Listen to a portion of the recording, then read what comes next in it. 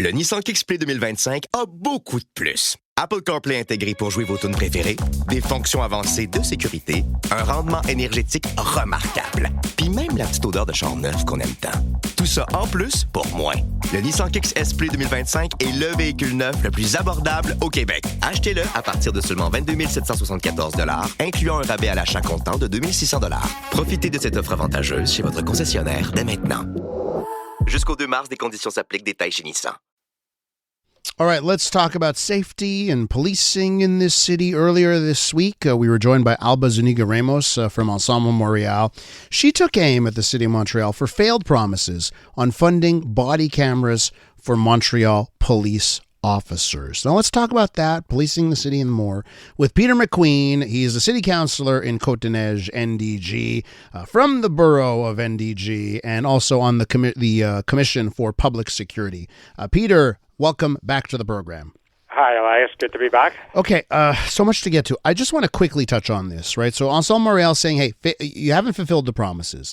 Body cameras, you promised it. Hasn't happened. Why don't you tell us, why hasn't the body camera promise been fulfilled? Listen, Projet Montréal wants the body cams and always did. We've been working on it for 3 years. I understand it's taken some time, but it's because we're trying to coordinate with Quebec, which the minister has got to, come up with the tech that will be allowed as proof in court and that the SQ will use as well. Now the RCMP has finally announced that they want to do it, and so has our police chief right on CJAD. So, we're all trying to move forward. Hopefully it's going to happen in the next year or two max. Are you convinced that when we get there, right, and you're so correct, if we get all these body cameras and they can't be used as evidence, what's the point? But let's say we get on legislation, we get there, okay? Technology, we get there. We implement them. Are you convinced that they will make things, quote unquote, better when it comes to policing? I think they have their use. I don't think they're a panacea that solves everything, but they certainly have their use. I mean, right now people also video tape certain, disturbances and so forth, so there often is already video evidence. But with the body cams, we can get, the evidence, kind of what was going on before the incident started, after it happens, maybe get a fuller picture, and that can be very useful. How do you, what do you hear from residents when it comes to safety in the city?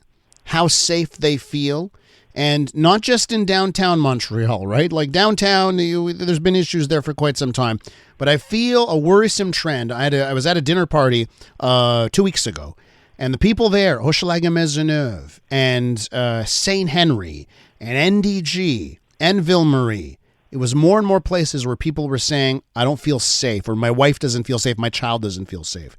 What are you hearing from the NDG community?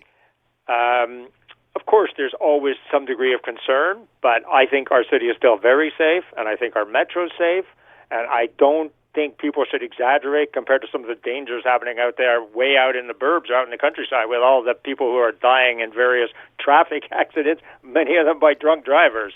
So, I can't say I agree with this thesis that the inner city or the city of Montreal is the most dangerous. Okay, no, but I think, I'm sort of scratching my head on where you went with the cars in the outer regions. I was trying to get to, like, people who are seeing homelessness and drug use on their streets, or they now live next to a place where that happens, where they didn't before. People in St. Henry, for instance, or more and more street corners, like in NDG, I'm seeing that more and more street corners where there is homelessness or intoxication that I'm seeing. I'm talking about that. That has increased, and I think it's affecting what people Absolutely. feel. There's a homelessness crisis that are affecting all cities in North America, all cities across Canada, and it's affecting Montreal. So in terms of nuisances, I agree.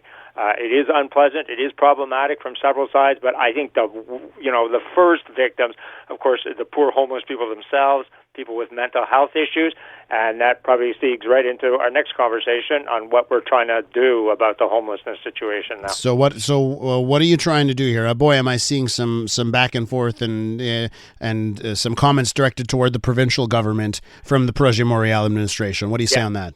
Obviously, there's been a lot of back and forth, but now we're actually going into action. There were some settlements just in the last couple of days. So first of all, 2 modular units are going to be built in the city as soon as possible. We've got the sites It's the Hippodrome in Côte-des-Neiges, NDG, and the Louvain site up in Ahuntsic.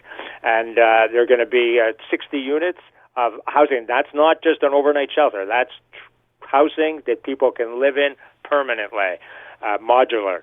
So that's got the full go-ahead. And then the announcement that $25 million has been freed up, the entente with the provincial and federal governments, which was held up for so long, and now that's moving forward. So hopefully social housing is coming and more. And then the other thing is the Quebec government refused 2 sites for overnight stuff right away for this winter.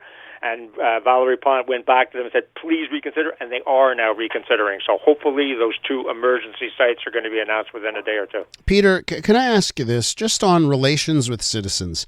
How's it going in Côte-des-Neiges, NDG?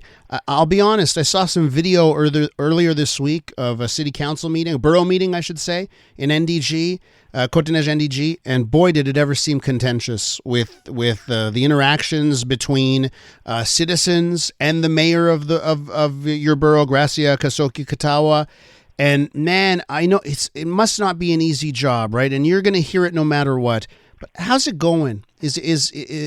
How are relations, and are you worried about how things may be devolving? Côte-des-Neiges NDG has never been easy. Believe me, I'm a veteran. This is my 4th administration. And, it's understandable. People like to come and complain, and people have the right to bring up whatever issue they want. But I wouldn't say it's gotten any worse in the last little while or under Mayor Garcia.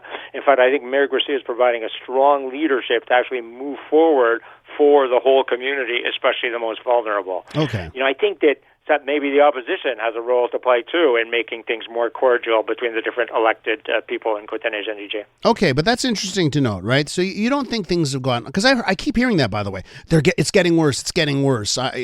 Sometimes just repeat it over and over.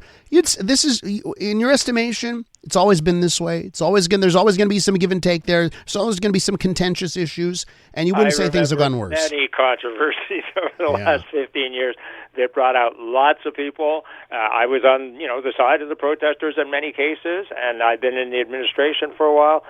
You remember the last mandate, Sue Montgomery. You want to talk about contentious? Yeah. Geez. Yeah. Okay. Well, that's it. That's good to put things in perspective here, and maybe that the things aren't as bad as sometimes people make them out to be. Okay, Peter. Listen, we'll leave it there. Thanks so much. I just want to invite you to the Santa Claus parade on Monken Street on Sunday, December 15th, starting at noon. Bring out your whole family. December 15th, Sunday? It's on the Sunday. It starts at noon at Grand and moves toward Giroux. It's not a parade. It's just Santa Claus himself going down the street with his elves. Well, I'm certainly not going to miss Santa. I wouldn't miss it for the world, Peter. Thanks so much. All right. See you, Elias. Peter McQueen, a city councillor in the borough of Côte-des-Neiges, NDG.